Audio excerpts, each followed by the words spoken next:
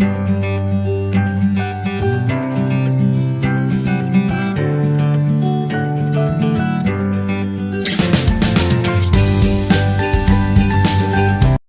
Again. आज हम बात करेंगे आपके साथ क्लास 10th के chapter number 15 that is probability में से कंसेप्ट किसका, पेयर ऑफ डाइस। और इसी के साथ एक और कंसेप्ट जो बहुत इंपॉर्टेंट है, एट मोस्ट और एट लीस्ट। इन दो कंसेप्ट्स के बारे में और बात करेंगे।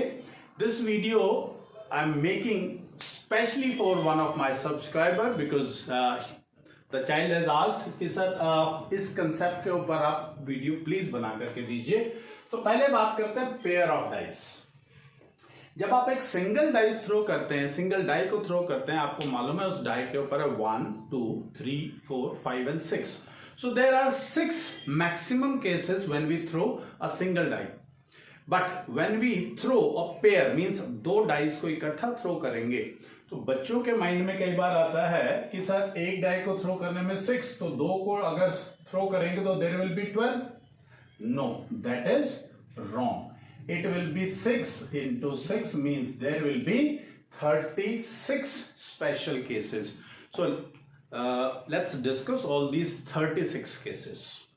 कौन कौन से हैं ये cases? They are 1,1, 1,2, 1,3, 1,4, 1,5, 1,6.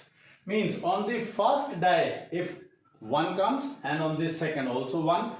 On first 1, on second 2, this way. On the first, if it is 2, then it will be like this: 2 3, 2 4, 2 5, and 2 6. 3 1, 3 2, 3 3. So if you can see, कितने केसेस हो रहे हैं हमारे पास भाई? 6 केसेस तो ये हो गए, 6 + 6 12, 6 + 3 6 13, 18 हो गए हैं आपके पास। Now 4 4 4 5 4 6, 24 cases, 5 1, 5 2, 5 3, 5 4, 5 5, and 5 6.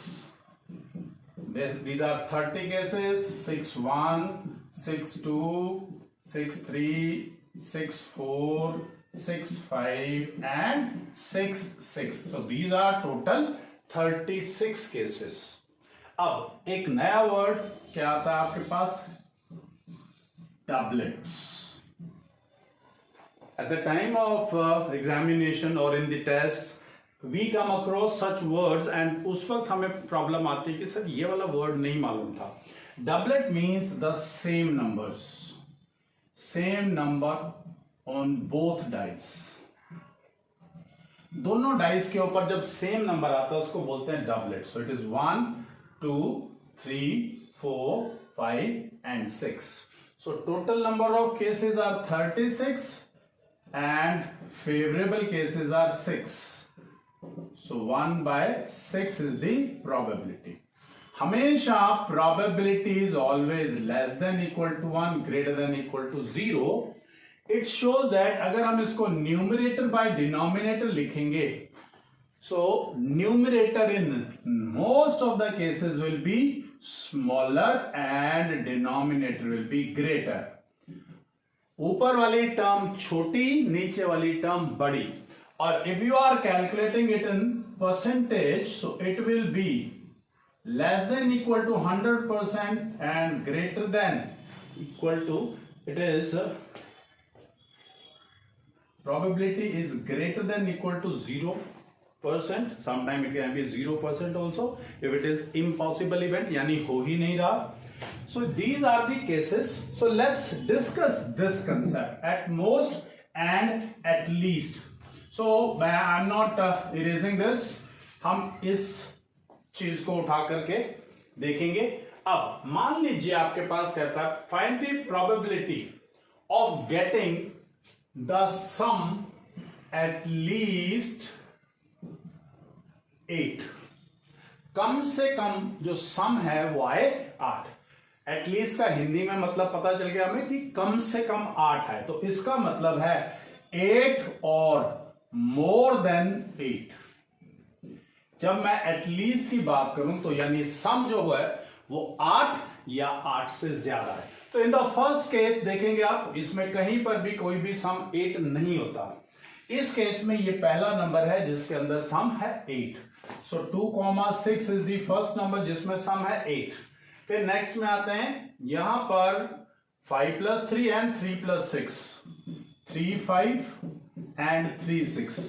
The some is 8 and more than 8, 8 या 8 से ज्यादा। नेक्स्ट केस में 4,4, 4,5 एंड 4,6। नेक्स्ट में 5,3, 5,4, 5,5, 5,6 and in the next 6,2, 6,3, 6, 4, 6, 5 and 6, 6. These are the favorable cases. So the number of favorable cases is 1, 2, 3, 4, 5, 6, 7, 8, 9, 10, 11, 12, 13, 14 and 15. So what will be the probability? Probability of getting sum at least 8 is 15 divided by 36. So it is 5/12. And if they say sum is at most 8, at most, अगर at most की बात कर रहे हैं, it means at 8 or less than 8, यानी 8 हो या 8 से कम।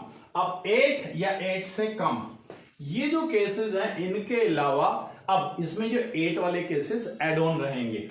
अब देखिए 8 से कम, टोटल सारे ये 6 के 6 केसेस 8 से कम है, और यहां से ये 6 केसेस 8 और 8 से कम है, तो 12 केसेस तो यही हो गए, और 5 केसेस इसमें 12 + 5 that is 17 and 17 + 4 that is 21, 21 + 3 that is 24, 24 + 2 that is 26. So this probability is 26/36. 13/18 is the probability. At least और at most के साथ जब भी डील करेंगे, मोस्ट यानी आपको मालूम है ज्यादा, तो इसके अंदर क्या होगा? कम। लीस्ट मतलब कम, तो इसमें क्या होगा? ज्यादा। यानी you have to remember it in that way कि जब मोस्ट आए तो वो टर्म और उससे कम वाली वैल्यूज, और लीस्ट आए तो वो वैल्यू और उससे ज्यादा वाली वैल्यूज आपको फाइंड आउट करनी है। Keep these things in your mind. और ये छोटी मोटी मिस्टेक्स हैं, क्योंकि प्रोबेबिलिटी सच है चैप्टर जिसके अंदर स्टूडेंट्स बहुत कम मिस्टेक्स करते हैं and they have a little confidence, sir we can do it, probability में हमें गलती नहीं होगी। लेकिन प्रोबेबिलिटी के अंदर ये एटलीस्ट और एटमोस्ट का कंसेप्ट जैसे ही आता है, student get little confused. So please do not be confuse, बिल्कुल इजीली इनको समझिए और आप करके देखिए। जैसे मैंने एटमोस्ट एटलीस्ट 8 के लिए कहा है, it can come, the sum is at least 10, at most 10, the sum is at least 11, at most 11.